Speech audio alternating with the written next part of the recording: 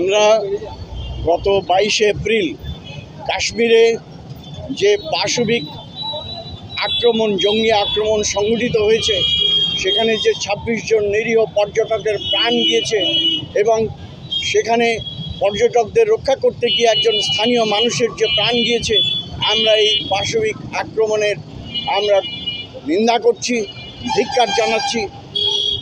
আমরা সাথে সাথে দেশের মানুষের কাছে আবেদন করতে চাই যে এই ঘটনার আপনারা নিন্দা করুন, কিন্তু এই ঘটনাকে কেন্দ্র করে যে বিভেদের রাজনীতির চেষ্টা হচ্ছে, সাম্প্রদায়িক বিদ্বেষ সৃষ্টির চেষ্টা হচ্ছে, তাকে প্রতিহত করুন।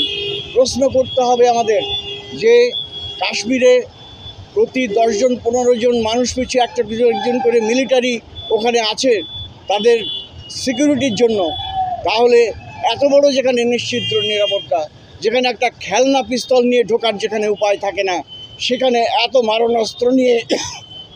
বড় মারণাস্ত্র নিয়ে এখানে তারা ঢুকলো, থাকলো, ওখানে রেকি করলো, তারপরে তারা এসে সেখানে এই হত্যাকাণ্ড সংঘটিত করলো। আমাদের সামরিক বিভাগ কী করছিল, আইবি বিভাগ কী করছিল, গোয়েন্দা দপ্তর কী করছিল, কী করছিল, এর দায়িত্ব স্বরাষ্ট্রমন্ত্রীকে নিতে হবে। এই দাবি আমরা আজকে জানাতে এসেছি। এই দাবিতেই আমাদের আজকে মিছিল, প্রতিবাদ।